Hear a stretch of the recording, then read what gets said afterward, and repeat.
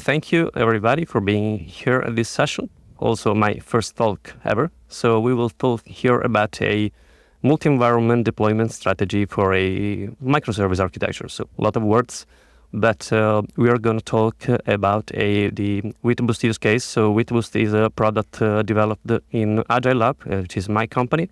We are not going to talk about WheatBoost, but what you need to know about WheatBoost is that basically it's a product that we install into the customer's infrastructure, into the customer's Kubernetes.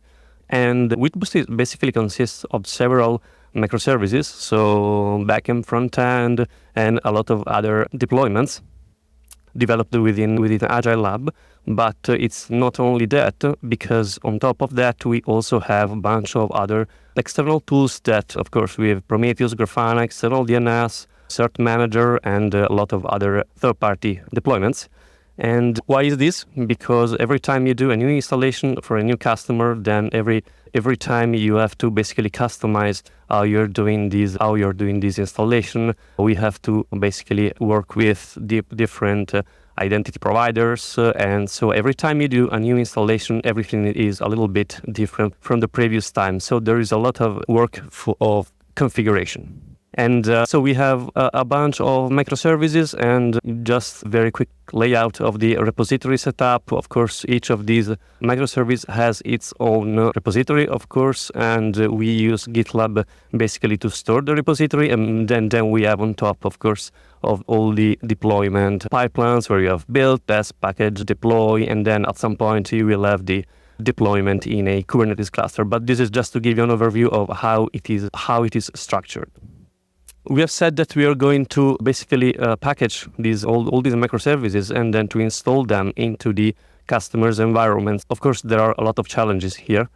What we wanted to achieve was, of course, easy of configuration, because as you have a lot of microservices, you have to configure all of them, so you will have a baseline, but then each time you will need to change some things.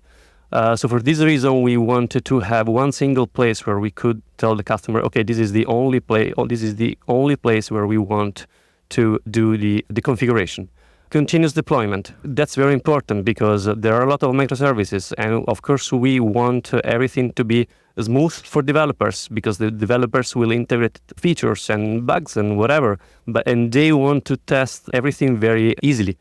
They will want to test all the features locally, of course, but they will also want to test them in a real environment, and they have to make sure that this new feature will glue correctly with the whole product, so with all the other microservices.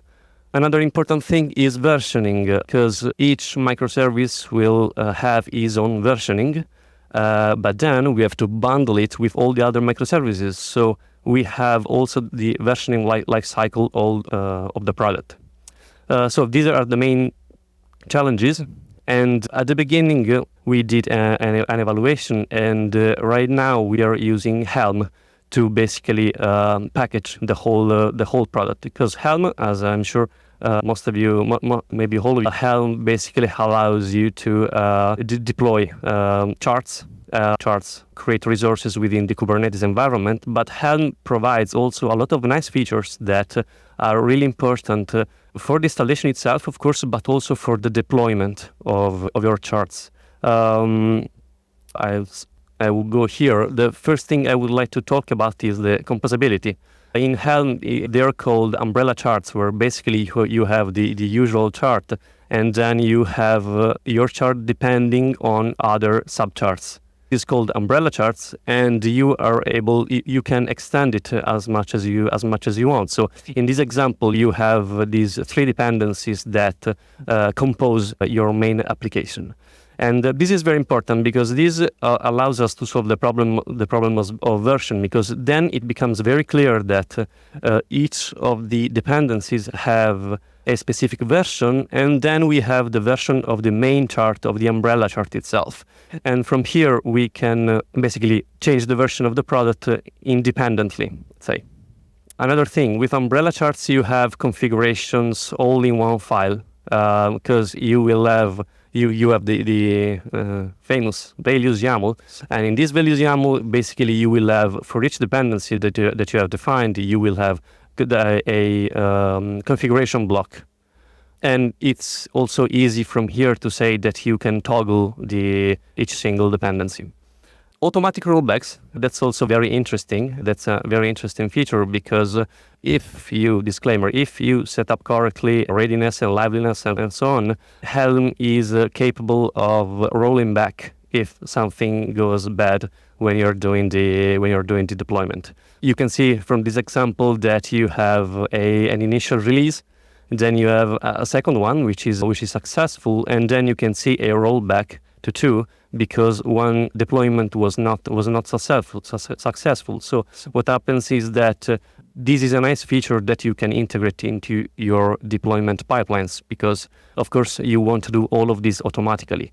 You want your developers to push the new feature, and you want this new feature to be live as soon as possible. But it's possible that that feature will break things. Having these automatic rollbacks will ensure that the installation will be anyways working, so that quality assurance team, other teams will be able to actually test everything. And you ensure that you don't end up with a failed installation impacting also other users. So that's quite interesting. And also coming back to versioning and configuration, this is how basically things will match, because in this case we have each version of the umbrella chart that can be deployed with a different configuration. For example, you have the first 2 umbrella charts which contains exactly the same dependencies, but we can install them in several potential customers with a slightly different configuration. And then in the last example we have a totally different version that is installed with a totally different configuration. So this is just to show you how easy now it is to basically have different configurations matching different versions of the product. But what is the release process? Then this is also quite easy and very easy it's a very good starting point for an automation pipeline, because the first thing that you need to do, of course, is to release a new version of the microservice. That is the developer integrating a new feature or solving a bug fix. So when that's done, that means when usually the PR is integrated, then a new tag is created, and that's it. We can see there the front end is now a new version, v1.2.0. But then, once the tag is created, you can have here all your deployment pipelines that deploy that in your dev environment, whatever, where you can actually do all the manual and automatic testing.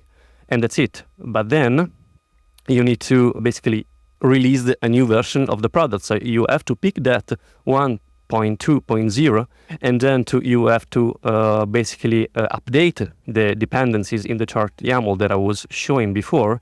And then we have to create a new tag, we have to update the changelog, update the version matrix. So there's a lot of list of things that you need to do when you want to release a new software. So some of these can be automated, some of these are manual actions. This really highly depends on your software, but usually you will go through all these steps and more. So what happens now is that we have a new bundle, a new product, where you have the yellow block that is the front end with the new version, and this triggers automatically the creation of a new version for the product itself. So we are moving from 1.8.1 to 1.8.2. And basically that's it, but there's one problem here, that is how do we test all of this, because you have a lot of moving parts and you want to be sure to basically test all the possible versions and mappings with the configuration. So it was not an easy challenge. So I'm going to show how we are doing this right now. I'm not sure this is the optimal solution, but this is how we are doing it right now. So we have quite an important integration with the GitLab CI/CD, because it has several interesting features that I will discuss in a moment. But basically, to summarize, what we are doing now is to basically split the testing of the single microservices and the testing of the product itself. So we will see that basically we have all the single microservices shipped automatically in the dev environment, And then we have another environment, which we call here QA, which is dedicated to the testing of the whole product. So where we make sure that all the changes to the single microservices are glued correctly with the product itself. And then once the tests are fine, then we can say, okay, that version that was released in QA, then the very same version can be shipped to customers. But there's a flow that needs to be respected. How is this structured? As I was showing before, we had a single repository for each microservice, but then we also have a deploy repository where we keep the configurations of each single microservice for the in-dev. So let's say we have a new feature integrated for the front end, then we have a downstream merge request, which is a nice feature of GitLab that basically lets you say, okay, when I have this new tag created in GitLab, then you can trigger another pipeline from another repository that will basically do some things. And in this case, this downstream pipeline, what happens here is that we have the front end, someone creates the tag, the developer creates the tag. This automatically triggers a new downstream pipeline in this deploy repository, which is another GitLab repository, that basically will take the Docker image, in this case, created by the front end, will basically install that the Helm chart corresponding to the front end in the dev environment, and will use the configuration, the front end YAML configuration in that case. And this happens for the front end. This happens for the backend. Of course, the downstream will pick the correct configuration. And the very same happens with the umbrella chart. The only difference here is that the umbrella chart will take the values YAML of QA. So in this case, this is the values YAML that I was showing before, that basically contains the configuration of all the dependencies. In this case, so we have the downstream pipeline that uses that file to ship everything in QA. And then same thing, once you have the umbrella chart in QA, you can also ship it with other configurations, also in other environments. And all of this is all, let's say, automatic, because all of this is basically handled by the deployments. The only cons that we see right now is that you have two different places for the code and the configuration, but that's the compromise that we had to make. The positive thing here is that you only have one repository, the deploy repository, where you have all the configuration of the downstream pipeline, which also means you only have one single point of working with the clusters. So you have all the secrets, all the interaction with the clusters are happening in only one single repo. So there you can configure the authorization for your developers. So that's also quite important, because otherwise you would have all of this complexity in all the single products, and that's quite an overhead. That's it. And how do you install this in the customer? Looks very easy, because at the end you just need basically to do Helm repo add. So you add the repository in your local repository, and then you have to prepare the values YAML. There is where actually all the complexity is hidden. And then you simply Helm install the product into the customer environment with the customer configuration. And that's it. So I'll leave here my references if you want to reach out, and if there is any question. Hi. Okay, the Helm chart part was clear, but how do you deal with the problem of software versioning? So let's say that you have your software before being released on staging, and it has been approved. Do you build it again to put in production? Binary, the container gets promoted. And then if so, how do you deal with versioning and so on? Basically in that case, you will have the automatic, in the release process, basically the tag of the new tag that has been created is the version of the application and of the Helm chart. Those two versions are always bound together. And this version here is then included in the release of the product, of the big chart, let's say. And there you have, again, deployment pipelines, which basically create the tag and then bundle the final chart. So we have that automatically in the deployment pipeline. And who automates all that versioning and propagating the versioning to the Helm charts and to the master Helm chart and so on? At the moment, that's a manual process. So there's a release manager that basically controls what are the features that needs to be put in the new release. So yeah, that's how we are doing that at the moment. Yeah, so my question is, how do you handle things like DB schema migration in your process, such as adding indices, Yeah, that's tables? yeah. We have Is a that- couple. Maybe you saw Azura there. In the Azura was one of one of the microservices, and but basically those are handled directly by the microservices itself. So basically, we have some of those use flyways, for example. They automatically handle the migrations of the schema. So is it like handling a separate pipeline, or is baked in as part of the Helm install? No, it's not. It's outside of the Helm chart. It's directly in the Docker images. So basically, when the Docker image starts in the container, then the first thing that happens is a flyway migration to understand and eventually do the changes in the database.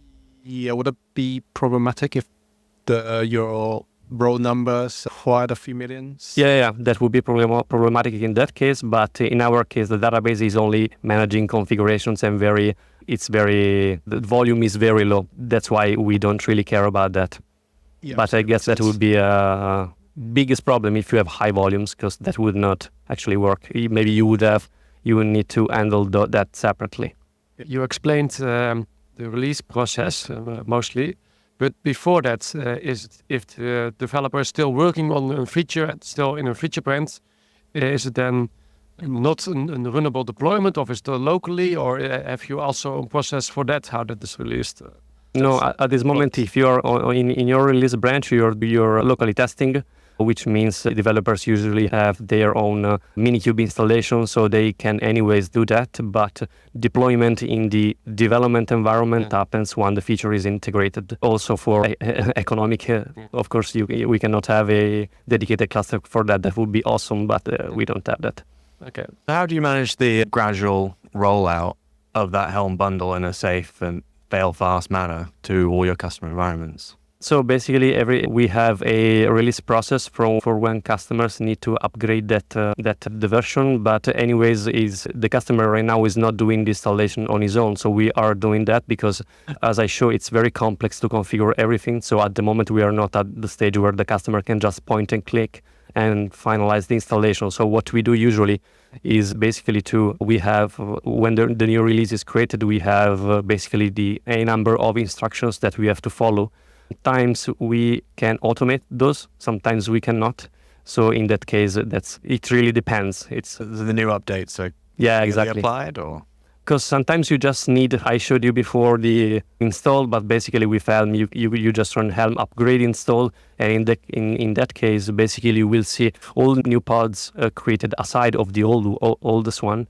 And then with the rollback features, basically everything is checked, everything is maintained until all the liveliness and so on are fine, all the pods are ready. And then once everything is ready, then the oldest version gets destroyed. So in that case, you're okay to go.